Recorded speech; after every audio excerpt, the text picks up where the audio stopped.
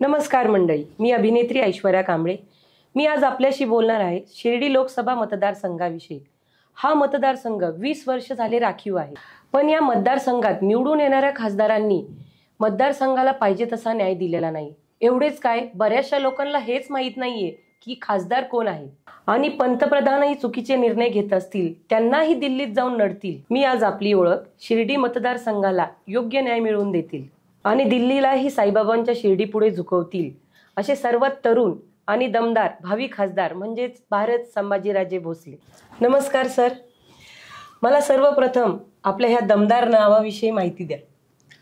नमस्कार मॅडम. मॅडमनी आत्ता जी तारीफ केली बऱ्यापैकी मॅडमचं खरंच मनापासून जेवढं आभार मानले पाहिजे ते थोडेच आहेत.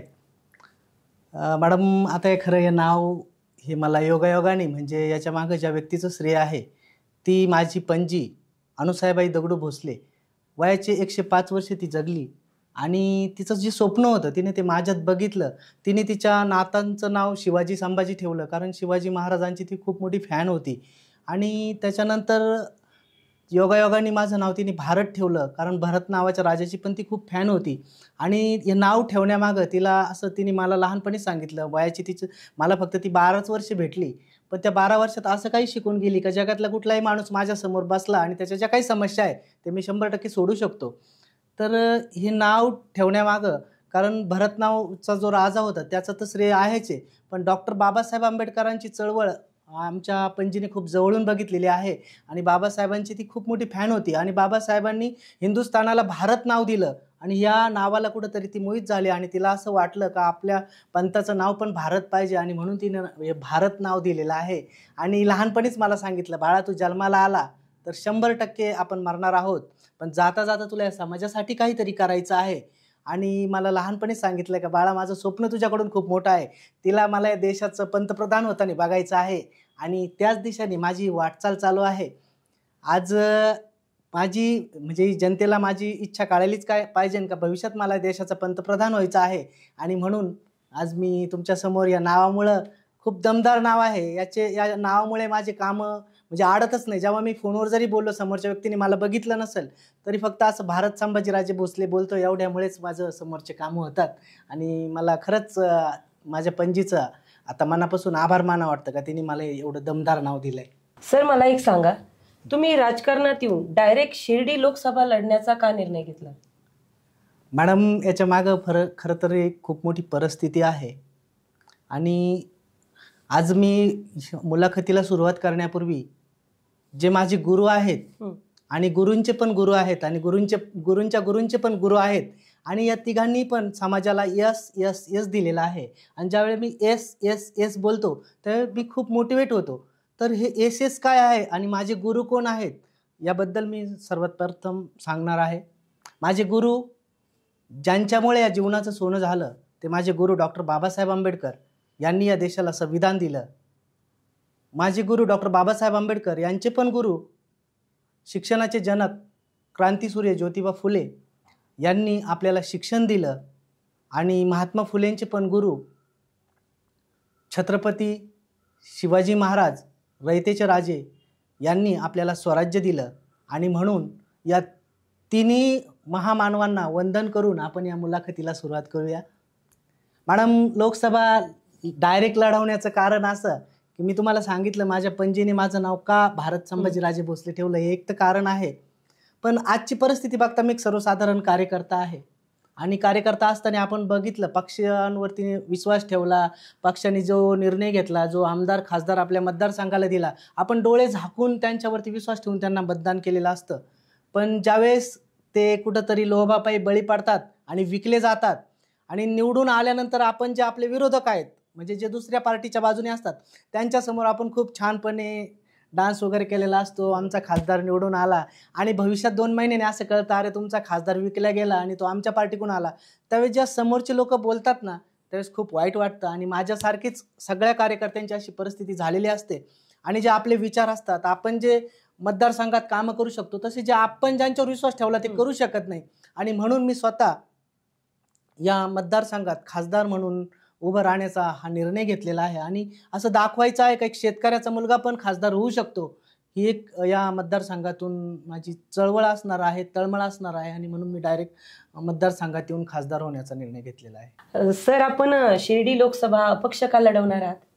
मॅडम, अपक्ष लढण्याचं कारण एक असं आहे का डॉक्टर बाबासाहेब आंबेडकरांवरती एक सॉन्ग रिलीज झालेलं आहे आणि ते मला खूप आवडतं. मला ते सॉन्ग बोलता येणार नाही, पण त्याचे एक थोडक्यात शब्द सांगतो. तुला भीमानी बनवलं वाघ, तू का फिरतोस लांडग्या मागं. म्हणजे आपण आजचे जे आपले नेते आहेत, समाजाचे जे नेते आहेत, ते कोणाच्या तरी पक्षश्रेष्ठींवरती अवलंबून आहेत.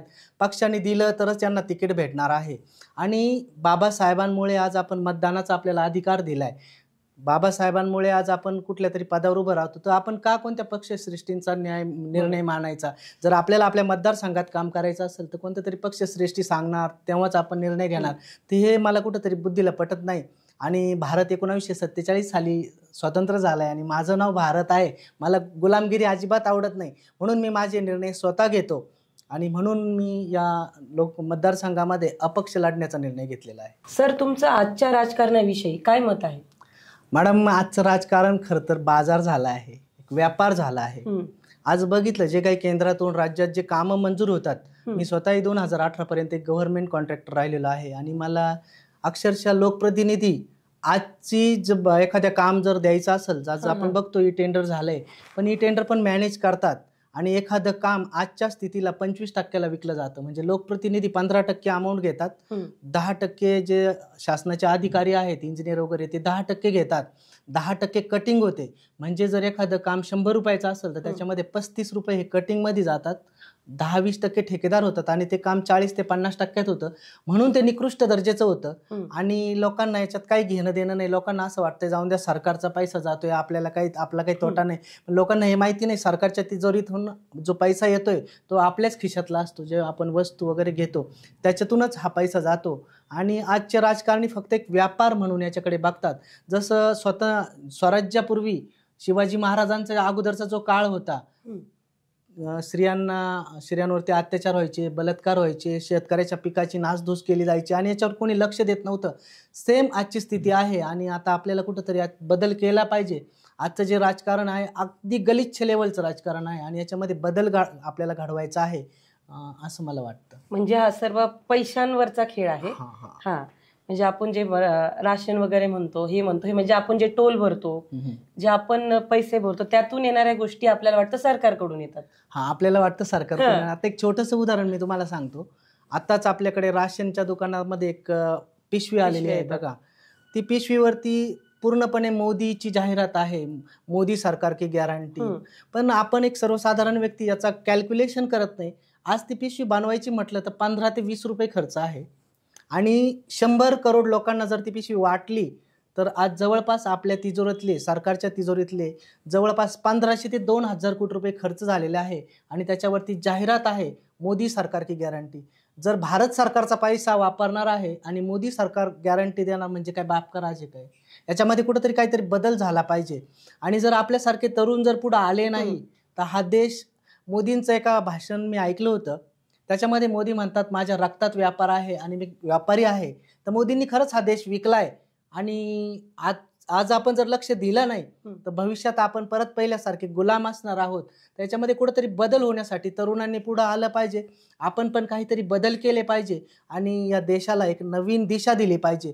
कारण बाबासाहेबांनी जो आपल्याला मतदानाचा अधिकार दिलाय तो खूप चांगला अधिकार आहे. कारण इथून मागं देशाचा राजा हा राणीच्या पुत्रातून जन्माला यायचा, पण केवळ आणि केवळ बाबासाहेबांमुळेच आज मी अपक्ष म्हणून शिर्डी लोकसभा मतदारसंघात उभं राहू शकतो किंवा आज प्रत्येक जण आपलं मतदान करू शकतो. पण बऱ्याचशा लोकांना मतदानाच्या दिवशी असं वाटतं काय आपल्याला हॉलिडे आहे, ते सुट्टी घेतात आणि कुठंतरी बाहेर जातात.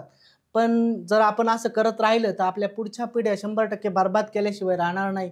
आणि बाबासाहेबांनी संविधान देताना सांगितलं होतं, ज्या वेळेस देशाच्या नावापेक्षा एखाद्या व्यक्तीचं नाव मोठं होईल त्यावेळी त्या देशामध्ये लोकशाही संपून हुकुमशाही लागू होईल आणि आज तशी परिस्थिती आलेली आहे. सर, पुढचा प्रश्न असा आहे की आपण लोकसभेतून खासदार झालात तर या मतदारसंघात काय बदल होतील? मॅडम, जबरदस्त बदल होणार आहेत.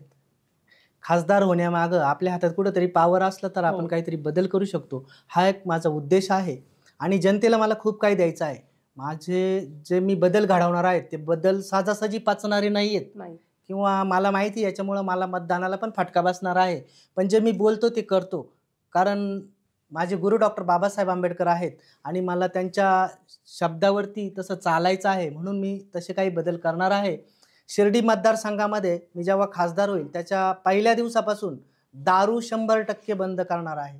कारण मी बघतो देशी दारूच्या दुकानावरती सरकार मान्यता देशी दारू दुकान. अरे जर असं सरकार लोकांचे घर बर्बाद करून जर चालणार असेल तर ते सरकार विकास काय करणार मॅडम? ते जर दुसऱ्याचे घर बर्बाद करून जर चालणार आहे तर ते विकास कधीच करू शकत नाही. ते 100% भाकासच करणार आहे. आणि म्हणून मी माझ्या माता भगिनींना घेऊन ज्या गावामध्ये कोणी जर दारूचं दुकान चालवत असेल तर मी स्वतः पुढं असेल आणि ते दारूचं दुकान आपण फोडल्याशिवाय राहणार नाही. त्या गावात जर कोणी दारू पिऊन पाहुणा जरी आला तरी त्याला फोडल्याशिवाय माझ्या माता भगिनी राहणार नाही आणि मी स्वतः त्यांच्यासोबत असणार आहे. हा झाला आपला एक मतदारसंघातला एक पहिला बदल, जो नक्कीच बेवड्या लोकांना पचणार नाही. पण कोणाचं तरी घर बर्बाद होण्यापासून वाचवायचं असेल तर हे मला करायचंच आहे आणि हे मी करणारच आहे.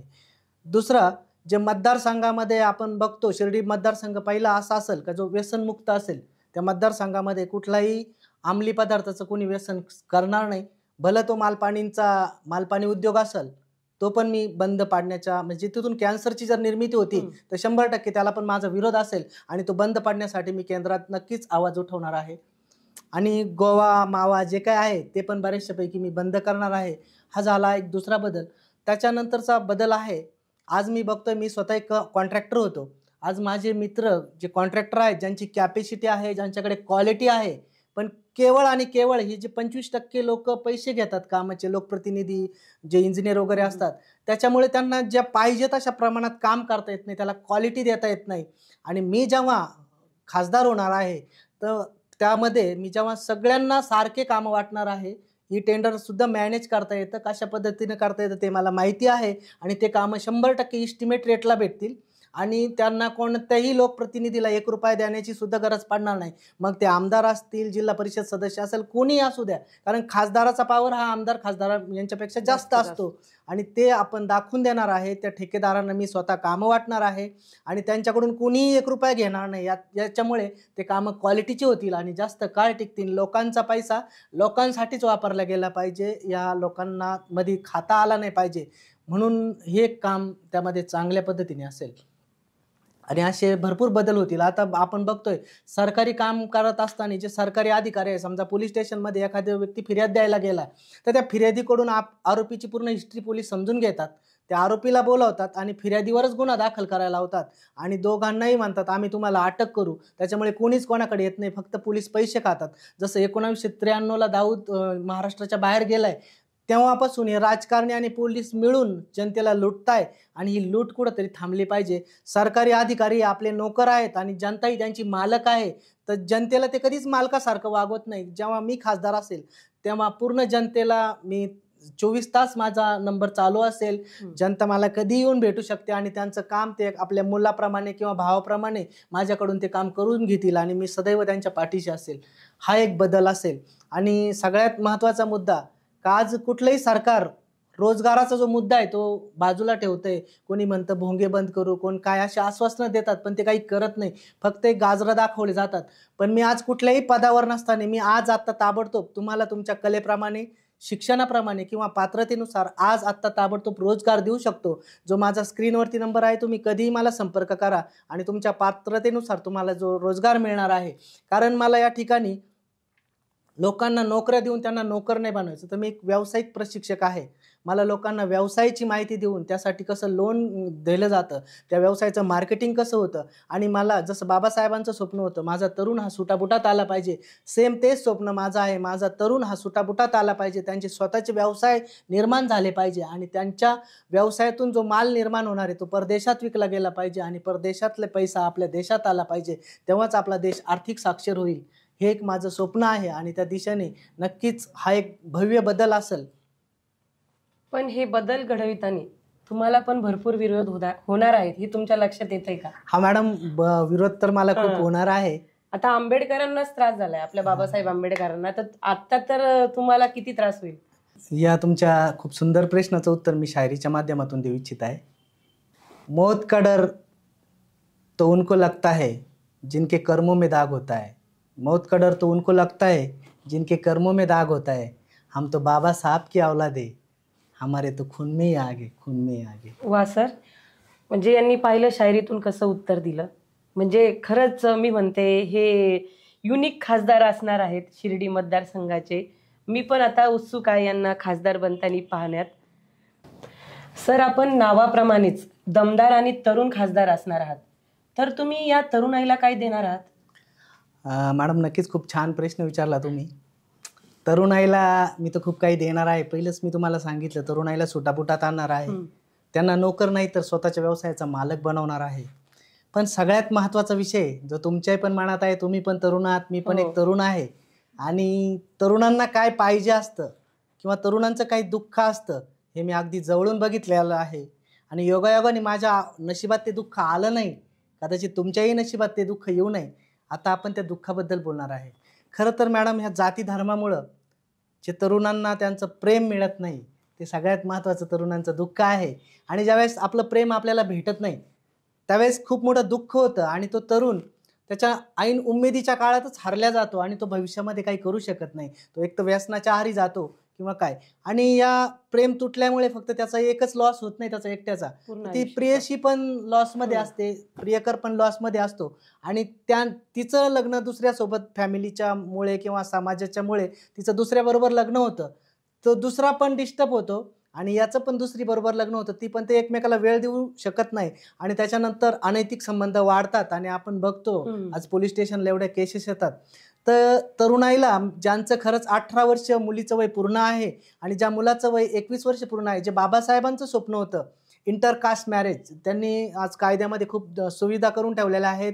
जे परजाती विवाह करतात त्यांना सरकारकडून अनुदान पण भेटतं, लाभ पण भेटतो. आणि बाबासाहेबांच्या पावलावर पाऊल ठेवून मी शिर्डी मतदारसंघातील काही पण पूर्ण भारतातील जे काही लोकांना प्रियकर असो किंवा प्रेयसी असो, त्यांना जी मदत पाहिजे असते, त्यांना एक त्यांच्या मागे कोणीतरी खंबीरपणे उभा राहणारा, त्यांना एक मार्गदर्शक पाहिजे असतो, त्यांना एक रोजगार पाहिजे असतो, आणि समाजापासून त्यांना वाचवणारा कोणीतरी व्यक्ती, कोणीतरी भाऊ पाहिजे असतो. त्या सर्वांचा भाऊ होण्याची तयारी माझी असेल, आणि त्यांचं लग्न लावून देण्याची आणि त्यांची पूर्ण व्यवस्था करण्याची जबाबदारी मी स्वतः घेईल. आणि जर आपण असं केलं तरच ही जाती व्यवस्था मोडून जाईल, आणि आपण कुठंतरी सगळे, कारण कोणत्या जातीत कोणत्या धर्मात जन्माला येणार हे आपल्याला माहीत नव्हतं. मग आपली काय चूक आहे ज्या जातीत जन्माला येऊन? तर ह्या जाती जाण्यासाठी, कारण बाबासाहेब म्हणत होते त्यांच्या स्पीचमध्ये, नेहमी बोलायचे, I am first Indian and last Indian. मी प्रथम भारतीय आहे आणि शेवटी पण भारत आहे, आणि योगायोगाने माझंच नाव भारत आहे.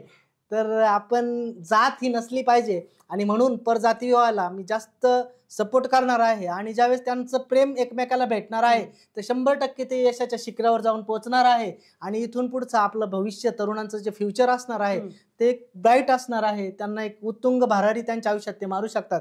कारण मला तर प्रेम भेटलेलं आहे, पण तसं तुम्हालाही पण भेटावं सगळ्यांना. आणि हे जे दुःख आहे, जे ऐन तारुण्यात भेटतं, तो जर चटका भेटला नाही तर सगळे प्रगती करतील अशी मला आशा आहे. आणि तरुणांसाठी माझ्याकडून खूप मोठं गिफ्ट असणार आहे. अरे वा सर, म्हणजे तरुणाईचा किती विचार करताय सर, तुम्ही पाहिलंय का? म्हणजे आजकाल किती मुलं मुली म्हणजे जातीभेद होत आहेत, त्याच्यातून वेगळे होत आहेत, मन मारून लग्न करावं लागतंय किंवा मन मारून फॅमिली आपली सांभाळावी लागते घरच्यांसाठी. म्हणजे मी सरांना खरंच सल्यूट करते ह्या गोष्टीसाठी की त्यांनी तरुणाईचा कुठून विचार केलाय, लग्नापासून त्यांना किती न्याय, त्यांचा परिवार, तुमचा फ्युचरचा पण विचार करून सर म्हणजे खासदार झाले होते काय करतील, आता फक्त बोलतायत तर त्यावेळेस काय काय करतील. धन्यवाद सर. सर, मला एक सांगा, तुमच्या खासदारकीचे प्रचाराचे स्वरूप कसे असेल? मॅडम, आता खरं तर मीडियाचा जमाना आहे, यूट्यूबचा जमाना आहे, फेसबुकचा जमाना आहे, आणि मी स्वतः एक कार्यकर्ता राहिलेलो आहे. मी जेव्हा आपण एक लहान असतो, जेव्हा आपण एखाद्या पक्षाचा एखादा नेता आपल्या गावात येतो आणि तो कुठेतरी आपल्याला सभेला बोलवतो, तर आपण एक 50-60 रुपये कोणाकडून तरी उसने घेऊन, मित्र एकत्र करून, गाडीत पेट्रोल टाकून आपण त्या सभेला जातो, तिथं खुर्च्या उचलतो. असे सगळे कामं मी केलेले आहेत, आणि मला ती खंत आहे. कारण मी कार्यकर्ता नंतर आता खासदार होणार आहे, तर त्या गोष्टी मी टाळणार आहे. तर माझी अशी इच्छा आहे, मी कुठलीही सभा घेणार नाही, कुठेही कॉर्नर मीटिंग नसेल, हम्म. का जेणेकरून कार्यकर्त्यांचा हा जो येण्या जाण्याचा वेळ आहे, जो पैसा आहे, तो त्यातून वाचणार आहे आणि मी मीडियाच्या माध्यमातून आपल्यापर्यंत पोहोचणार आहे. हम्म. त्यासाठी मला सेपरेट वेळ देण्याची काही गरज नाहीये. मीडियाच्या माध्यमातून माझे काही विचार आहेत ते तुमच्यापर्यंत पोहोचणारच आहे आणि ते तुम्ही तुमच्या वेळेनुसार बघू शकता. हम्म. कारण खासदारांचं किंवा आमदारांचं काय असतं का तुम्ही सभेला आलेच पाहिजे आणि मग तुम्ही ते ऐकलंच पाहिजे किंवा पुढं पुढं केलंच पाहिजे आणि माझ्या मागं किती मॉप आहे हे दाखवून मला असं मोठ्यापणाचे आव आणून खासदार व्हायचं नाही. बरोबर. तर मला तुमच्या हृदयावर राज्य करून खासदार व्हायचं आहे आणि तरच मी पसंत करील. कारण हुकुमशाही मला अजिबात आवडत नाही आणि गुलामगिरी तर अजिबातच आवडत नाही. म्हणून माझ्या प्रचाराचं स्वरूप हे जो आपला आधारस्तंभ आहे मीडिया, तर लोकशाहीचा जो आधारस्तंभ आहे मीडिया, तर त्याला आपण सपोर्ट करून त्याचा सपोर्ट घेऊन त्या माध्यमातूनच माझा प्रचार असणार आहे आणि मला विश्वास आहे मीडियाच्या माध्यमातून मी तुमच्या घराघरात पोहोचणार आहे. ज्यांच्यापर्यंत मी पोहोचणार आहे ते पुढे 10 लोकांना पोहोचवतील आणि हे जर माझे विचार पटत असेल तरच पोहोचवा. मला असं अपेक्षा नाही की मी खासदार झालोच पाहिजे. जर तुम्हाला बदल पाहिजे असेल तरच मला मतदान करा, अशी मी जनतेला आज पण आवाहन करतो. पण आता आपण पाहणार आहोत खासदारकीला, म्हणजे आता राजकारणी लोक बाहेर पडणार, प्रत्येकाकडे मतदान मागायला जाणार, काही फॉर्मॅलिटीज असतात त्या पूर्ण कराव्या लागतात. तुम्ही म्हणताय मी मीडिया थ्रू जाणार आहे, पण तुम्हाला कुठेतरी लोकांपर्यंत पोहोचावे लागेल, स्वतःहून त्यांच्याशी चर्चा करावी लागेल. कारण ज्यावेळेस ती तुमची मीटिंग भरत, तुम्ही हेच मुद्दे त्यांच्यासमोर मांडतात, कुठेतरी त्यांच्या डोक्यात बसतील अरे नाही हा. आणि आता तुम्ही पण पाहताय टेबला खालून पैसे पण जातात मतदानाच्या ह्याच्यात, हाय ते रिअल बोलते. हा, म्हणजे तुमचं पण काही त्याच्याविषयी मत नाही मॅडम, मला जेव्हा माझा एक व्हिडिओ पण आणि आहे, तुम्ही खूप समाजकार्य केले, खूप जणांना, महिलांना न्याय मिळवून दिलाय, कामं दिलीत, म्हणजे मी खूप काही ऐकलंय तुमच्याबद्दल. तुमच्या एका कॉलवरती म्हणजे कुठल्याही महिलेला काही प्रॉब्लेम नाही किंवा कुणाला तरुण पिढीला काही प्रॉब्लेम नाही.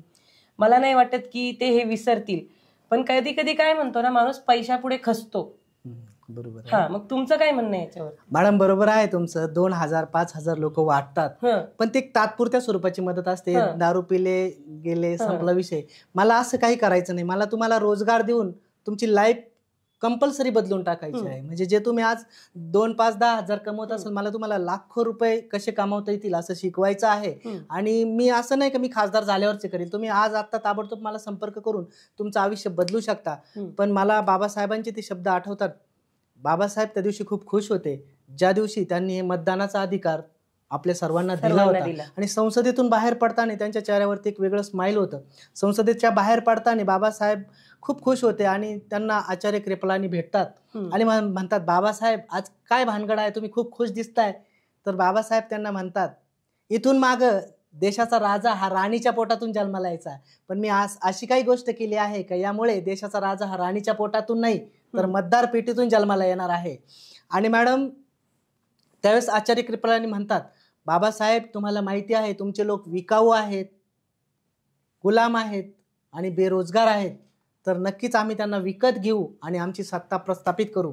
याचे उत्तर देताना बाबासाहेब म्हणतात, मला माहिती आहे माझे लोक गुलाम आहेत, विकाऊ आहेत, पण ज्या दिवशी त्यांना या मताची किंमत कळेल त्यावेळेस त्यांचं मतदान विकत घेऊ पाहणारे इतकं भिकारी कोणीच नसेल. आणि मॅडम आज ती वेळ आलेली आहे. आज लोकांना माहिती आहे मतदानाचे पैसे घेऊन काही उपयोग नाहीये. कारण आज जर आपण पैसे घेऊन जर एखाद्याला मतदान केलं तर नक्कीच जर आपल्याला त्यांनी 10 लाख रुपये खर्च केला तर त्याच्यापासून 1 कोटी कसे मिळतील याचा विचार करणार आहे. आणि आपण बघितलं शिर्डी मतदारसंघातले जे मागचे खासदार आहेत ते 100% विकले गेलेले आहे पैशासाठी.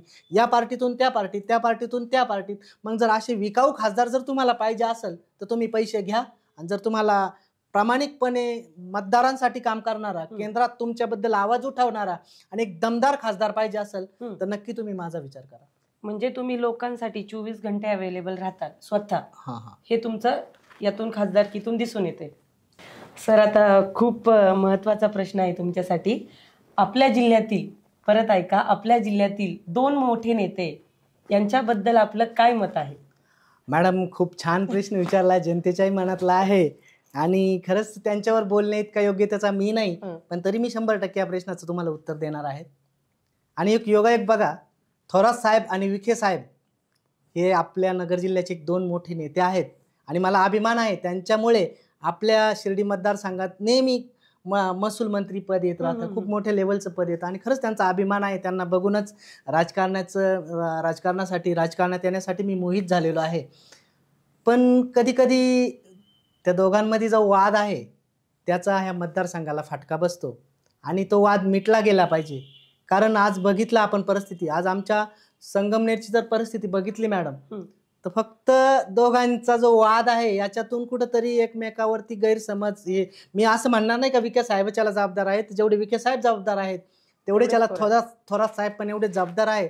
आज बघितलं मतदारसंघातील जेवढे क्रेशर आहेत ते पूर्णपणे बंद आहेत मॅडम, आणि त्यांनी कधी कमवले नसेल एवढा 22 कोटी 24 कोटी असा त्यांना दंड आहे. क्रेशरवाल्यांचं तर काही नाही, त्यांच्यावर 4-5-10 कोटी रुपये कर्ज असतं, ते त्यांचे हप्ते कसे पण ॲडजस्टमेंट करून भरतात. पण त्या क्रेशरवरती जे जागणारे लेबर आहेत, ड्रायव्हर आहेत, लाखो लोक आहेत, ते आज बेरोजगार झालेले आहेत. त्यांच्या फॅमिलीचं त्यांचं मरण येतं त्यामध्ये कित्येक मुलांचं शिक्षणाचा पण प्रश्न त्याच्यामुळे नाही पूर्ण होऊ शकत. अनेक अडचणी त्या ड्रायव्हर किन्नर जे लेबर आहेत त्या सगळ्यांना उद्भवतात. आणि वाळूमुळे आज बघताय, वाळूबंदीमुळे आज हाय रेट आहेत. विखे साहेबांनी सांगितलं होतं 600 रुपये ब्रासने आपण वाळू देणार, ऐकून खूप आनंद झाला होता, पण ते सबसेल फेल ठरलेले आहेत. आणि त्यांनी कुठंतरी या दोघांचा कुठेतरी मत किंवा यांना एक पर्याय कोणीतरी असावा. आणि माझं गाव दोघांपासून लोणी पण 14 किलोमीटर आहे आणि संगमनेर पण 14 किलोमीटर आहे, म्हणजे नक्कीच नियतीला पण हेच मान्य आहे का यांना कोणीतरी पर्याय असावा. आणि एक आमदार आणि एक खासदार, जर आमदारांना जर खासदार पर्याय असेल तर नक्कीच तो आवाज केंद्रापर्यंत पोहोचला जातो. आणि मी जेवढा प्रेमळ आहे तेवढाच दमदार आहे. जर माझं ऐकलं नाही तर माझी आता दोन्ही मित्रच आहे, 100% ऐकतील, पण जर ऐकलंच नाही तर नक्कीच जनतेला मी पर्याय असणार आहे. आणि मला जर यांच्या विरोधात काम करायची वेळ आली तरी मी 100% यांच्या विरोधात काम करील. आणि यांना सरळ करणं हाच माझा एक उद्देश आहे. तर मला ते या दोन नेत्यांबद्दल माझं हिंमत आहे. ऐकलं असेल त्यांनी तरी त्यांनी मला मोठ्या मानाने समजून घ्यावं, कारण ते दोघंही वयाने माझ्यापेक्षा मोठे आहेत आणि खूप प्रेम करतात माझ्यावर. त्यांना माहिती भारत काय चीज आहे. म्हणजे तुम्ही त्यांच्यासाठी नाही तर जनतेसाठी हे सगळं बोलता. जनतेसाठी. हो सर, मला एक सांगा, मतदान आणि मतदार याविषयी आपलं काय मत आहे? मॅडम, मतदान आणि मतदार याविषयी खरं तर माझं खूप चांगलं मत आहे. ते मत असं आहे, जर आपण बाजारात गेलो मॅडम, भाजीपाला जरी घ्यायचा असेल तर आपण त्याला निरखून पारखून बघून भाव करून घेतो.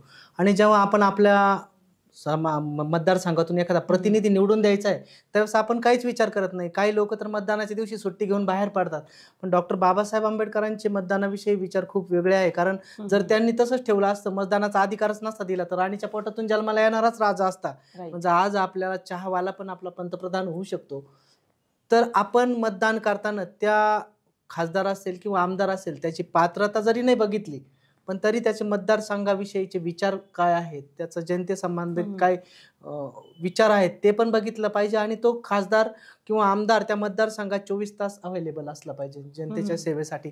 आपण बघतो बाहेरचे आमदार खासदार आणले जातात, ते कामापुरते येतात, तात्पुरते पाया पडतात जनतेच्या, निवडून आल्यानंतर 50-60 खोके घेऊन कुठंतरी विकल्या जातात. आणि ते त्यांना या राजकारणाचं काही घेणं देणं नाही किंवा मतदारांचं काही घेणं देणं नाही. जसं तुम्ही पहिल्यांदा सांगितलं, खासदार कोण हेच पण जनतेला माहिती नाही. तर असा जो विषय आहे ही कुठंतरी थांबला पाहिजे. आणि याला जर आपणच जबाबदार आहे. जर आपण योग्य उमेदवाराला मतदान केलं नाही तर पुढची पिढी 100% बर्बाद होईल. आणि जर अशी हुकुमशाही राहिली तर आपण बर्बादीच्या दिशेनेच आपली वाटचाल आता चालू आहे. आपण जर आता यात बदल केला नाही, मी म्हणणार नाही का एखादा पक्ष वाईट आहे, एखादा पक्ष चांगला नाही आहे, किंवा आज सगळे सारखेच आहे, मिळून मिसळून ते आज सत्तेमध्ये आहेत आणि जनतेचं याच्यामध्ये मरण आहे. तर मी असं म्हणतो, ज्यांचा प्रामाणिकपणा आहे मतदारसंघाविषयी, ज्यांना मतदारसंघाविषयी तळमळ आहे, आपल्या मतदारांचं काहीतरी कामं करायचे आहे, अशाच लोकांना तुम्ही निवडून द्या. भले ते अपक्ष जरी असतील तरी चांगली संधी आहे. आणि विकणाऱ्या खासदारांना निवडून देण्यापेक्षा आपण सगळ्यांनी मतदान केलं पाहिजे आणि मतदान विकलं नाही पाहिजे. मतदान विकणं म्हणजे आपली आई बहीण विकल्यासारखं आहे मॅडम. आपली आई बहीण आपण जर विकू शकत नाही तर आपलं मतदान का विकताय? म्हणून मतदान आपण विकलं नाही पाहिजे आणि मतदानाचा अधिकार आपण घेतला पाहिजे. बाबासाहेबांनी दिलेला तो आपल्याला अनमोल अधिकार आहे आणि तो आपण बजावलाच पाहिजे. म्हणून माझी सर्व मतदारसंघातील मतदारांना विनंती आहे, आपण आपलं मतदान न विकता मतदान करावं आणि योग्य उमेदवाराला मतदान करावं. ही मतदान आणि मतदारसंघाविषयी माझी. म्हणजे 5 वर्षातून एकदा हात जोडणारा नकोय, तर 5 वर्षही आपल्याशी हात जोडून आणि हात मिळवून राहणारा खासदार पाहिजे. सर, एक महत्वाचा प्रश्न, मी असे ऐकले आहे आणि पाहिलेही आहे, काही आमदार खासदार पैशासाठी किंवा काही गोष्टीसाठी विकले जातात. म्हणजे ते पैसा घेतात म्हणजे विकले जातात. तर तुम्हाला जर अशी ऑफर आली तर तुम्ही विकले जाल किंवा तुम्ही काही याच्यात कराल? मॅडम, खरं तर ते विकले जातात, त्यामध्ये त्यांची काही चूक नाही, कारण आपण पण त्यांच्याकडून मतदानाचे पैसे घेतो आणि म्हणून ते पैसे कमावण्याच्या दृष्टीनेच राजकारणात येतात. त्यांना राजकारणाशी काही घेणं देणं नाही, ते एक व्यापार म्हणून राजकारणाकडे बघतात. पण मी तुम्हाला शायरीच्या माध्यमातूनच या प्रश्नाचं उत्तर देऊ इच्छित आहे. शेर कभी बिकता नहीं कुत्तों की बाजार में, शेर कभी बिकता नहीं कुत्तों की बाजार में, और जो बिकता है वो टिकता नहीं बाबा साहब के दरबार में. तर मी 100% बाबासाहेबांच्या पावलावर पाऊल ठेवून चालणार आहे. तर मी कधीही विकणार नाही आणि कधीही कोणापुढे झुकणार नाही. मला मतदारसंघातील लोकांपुढे नतमस्तक व्हायला आवडेल, पण मी कोणापुढे विकणार नाही आणि कोणापुढे झुकणार नाही. आणि म्हणूनच मी हे गोष्टी मला करता येऊ नये म्हणूनच मी अपक्ष निवडणूक लढवण्याचा निर्णय जो घेतलेला आहे. आता मतदान होण्याच्या आधी सगळेच आश्वासन देतात, बोलतात. आता तुम्हालाही बोलावं लागतं, पण तुम्ही आता जे जे बोललात, माझ्या प्रत्येक प्रश्नाचं उत्तर दिलं, पण तुम्ही तुमच्या प्रश्नाला, तुम्ही जे बोललात त्याला ठाम राहणार, जनतेसाठी ठाम राहणार की नाही? नाही मॅडम, 100% मी ठाम राहणार, कारण मला जनतेपेक्षा कोणीही मोठं नाही. विकणं तर माझा रक्तात पण नाहीये आणि देवाने मला खूप काही दिलेलं आहे. आज मी पूर्ण संपन्न आहे. आणि जेव्हा लोक सांगतात आम्ही करू बघू, तसं तुम्ही मला आत्ताच आजमावून बघू शकता. मी आज कुठल्याही पदावर नाही तरी मी तुम्हाला रोजगार देऊ शकतो, तो पण तुमच्या कलेनुसार, शिक्षणानुसार आणि पात्रतेनुसार. आणि मी कधीही शब्द बदलणार नाही. मतदारसंघामध्ये सगळे जे धाडाडीचे निर्णय मी सांगितले असेल, दारूबंदी असेल, व्यसनमुक्ती असेल किंवा रोजगाराचा असेल, ते 100% मी करणारच आहे आणि त्याच्यात कुठलाही बदल होणार नाही. याला आपला हा व्हिडिओ साक्षीदार असेल. आणि दुसरी गोष्ट, आग से खेलोगे तो जल जाओगे, हवा से खेलोगे तो उड़ जाओगे, पानी से खेलोगे तो डूब जाओगे, लेकिन भारत संभाजीराजे भोसले को साथ दोगे ना तो माला माल हो जाओगे. आणि जे शब्द मी वापरलेत तर खरंच तुम्ही माझ्यासोबत येऊन मालामाल होऊ शकणार आहात. तुमच्यासाठी आज एक लाईव्ह उदाहरण म्हणजे माझी बिझनेस पार्टनर विद्या अभंग, हिलाही तुम्ही विचारू शकता तिच्यामध्ये काय बदल झालेत काय नाही. नमस्कार विद्याताई. नमस्कार. आता सर जे बोलले, तुम्ही त्यांच्या बरोबर असता नेहमी, तर तुमच्यात काय बदल घडले आम्हाला सांगा. नमस्कार, मी विद्या संतोष अभंग. मॅडमने प्रश्न विचारलाच तर सर्व जनतेला संगमनेरमध्ये तरी आणि नगरमध्ये तरी माहिती आहे की मी सरांसोबत असतेच. आणि माझ्यात काय बदल झाला म्हणजे गेल्या मी 5-6 वर्षापूर्वी मी अशी बोलू शकत नव्हते, कारण की मी खूप घाबरायचे. पण सरांचं हे धडाडीचं नेतृत्व आणि सर एवढं छान बोलतात, त्यांच्यासोबत सानिध्यात राहून मीही चांगली बोलायला लागले. आणि गेल्या 2 वर्षामध्ये माझंही थोडंफार कुठेतरी नाव येतंय. मी धडाडीचे कामं केले सरांसोबत राहून. तर मी एवढंच सांगू इच्छिते की सरांनी आज जे काही इंटरव्ह्यूमध्ये सगळ्या गोष्टी बोलल्यात, तर सर जे बोलतात ते करतातच, हे संगमनेरकरांना चांगलंच माहिती आहे. तर मी एवढंच सांगेल की सरांनी आता रोजगाराचा मुद्दा उचलला किंवा युवकांसाठी जे काही बोलले ते करण्यासाठी मी हे आश्वासनं दिले समजा सरांनी, तर ते नक्कीच सर करतील. पण सरांसोबत आपण सर्वजण आलात, शिर्डी मतदारसंघ जर सरांसोबत आला आणि सरांना एक खासदारकी सर जर खासदार झाले तर आपल्याला एक मतदारसंघाला धडाडीचं नेतृत्व लागेल आणि सर जे बोलले त्या सगळ्या गोष्टी होतीलच. कारण की मी तरी आतापर्यंत असं बघितलं नाही की कुठला मंत्री किंवा खासदार किंवा आमदार सरांसारख्या ह्या सगळ्या गोष्टी बोललाय. म्हणजे आता राजकारणात बघा काय चालू आहे, हा इकडे जातोय तिकडे जातोय, 50 खोके घेऊन कुठे गुवाहाटीला गेले होते समजा आमदार सगळे. तर अशा गोष्टी सगळ्या चालू आहेत. मी एकच जनतेला सल्ला देईल की आता हुशार होण्याची आपल्यावर वेळ आलेली आहे. कारण की पक्ष किंवा आपण पक्ष बघतो फक्त, पण तो जे नेतृत्व उभं राहिलंय समजा आमदार खासदार केलं त्याच्याकडे बघून मतदान नाही करत आपण पक्ष म्हणून आज सगळेजण आमदार खासदार आहे किंवा सत्ता आहे आज भाजपची, ती पण फक्त भाजप पक्ष म्हणून आहे. पण आपण सर्वांनी जनतेने एक विचार केला पाहिजे की आता ही संधी आपल्याला वारंवार येणार नाही. अपक्ष जे म्हणजे महाराष्ट्रात किंवा भारत देशामध्ये अपक्ष जे लोक उभे राहतील आमदार खासदारकीला त्यांना आपण निवडून दिलं पाहिजे. कारण की प्रत्येक वेळेस हा 10 वर्ष 5 वर्ष एकच आमदार किंवा खासदाराला निवडून देतोय, त्याला धड बोलताही येत नाही किंवा तो संसदेत जाऊन आपले प्रश्नही मांडू शकत नाही, तरी सुद्धा आपण त्याला निवडून देतो का, तर फक्त पक्षामुळे. पण आज मी पूर्ण जनतेला आव्हान करते एकच की तुम्ही भारत सरांना तर निवडून द्याल, मी आशा करते भारत सरांना तर संधी द्याल मी आशा करते. पण असे धडाडीचं नेतृत्व जे महाराष्ट्रामध्ये असेल ते अपक्ष उभं राहिले त्यांनाही तुम्ही संधी द्या आणि एक इतिहास नवीन आपण घडवू 2024 ला की अपक्ष लोकांचं सरकार आलं पाहिजे ना. म्हणजे जिथे लोकांचं राज्य पाहिजे. राज्य म्हणजे अपक्ष हा. लोकांचं. आज सर शेतकरी कुटुंबातील म्हणजे खूप कष्ट साधे. करून सर आज इथपर्यंत आलेले आहे. आणि जे कष्टाळू लोक आहे आणि धडाडीचं नेतृत्व आहे त्यांना जर तुम्ही संधी दिली तरच शेतकऱ्यांचंही कल्याण होईल आणि आपल्या गोरगरीब जनतेचंही कल्याण होईल. आज आपण म्हणतोय मोदी सरकार मोदी सरकार, पण आज बघतोय आपण 1100 रुपये टाकी झाली, गॅसची टाकी झाली, पेट्रोल डिझेलचे भाव वाढले. आता सध्या 100 रुपयाने, कालच माझ्या आईने टाकी घेतली तर 100 रुपयाने फक्त कमी केली. फक्त का तर इलेक्शन जवळ आलंय म्हणून. तर 5 वर्ष आपण एवढं महागाईमध्ये दिवस काढले, पण आज मोदी सरकार फक्त इलेक्शन पुरतं म्हणजे त्यांचा डाव साधून घ्यायचाय. त्यांना 2024ला परत सत्ता आणायची, यासाठी फक्त आपल्याला काय म्हणतात त्याला गुंडवतंय किंवा आपल्याला एक क्षणिक सुख देते, आनंद देते की आम्ही हे केलं ते केलं आणि आम्ही हे करू शकतोय. पण ते कधी फक्त इलेक्शन आल्यावरती. तर हे आपण सगळ्यांनी समजून ह्या वेळेस सुज्ञपणाने बाबासाहेब आंबेडकरांनी आपल्याला जो अधिकार दिलाय तो खूप मोलाचा आहे. तो विकत घेतो आपण. म्हणजे एखाद्या आमदार खासदार कोण आपण पैसे घेऊन ते मतदान विकतो. तर मतदान न विकता सुज्ञपणाने आपण अपक्ष जनतेला उमेदवाराला मतदान देऊ आणि अपक्ष सत्ता आणू असं मला वाटतं. धन्यवाद. अरे वा वा वा. म्हणजे मॅडमच्या आणि सरांच्या बोलण्यातून हे कळून येते की सर करून दाखवतील प्रॅक्टिकली. खरंच खूप छान वाटलं सर तुमच्याशी बोलून. मी एवढी साईचरणी व देवाचरणी प्रार्थना करते ह्या वर्षी तुम्ही नक्कीच खासदार म्हणून मला पाहायला किंवा जनतेला पाहायला आवडेल. छान बोललात आणि जे बोललात ते करून दाखवतीलच. धन्यवाद. धन्यवाद. सर्वांना माझा निळा पिवळा हिरवा भगवा लाल पांढरा कडक जय संविधान जय भारत.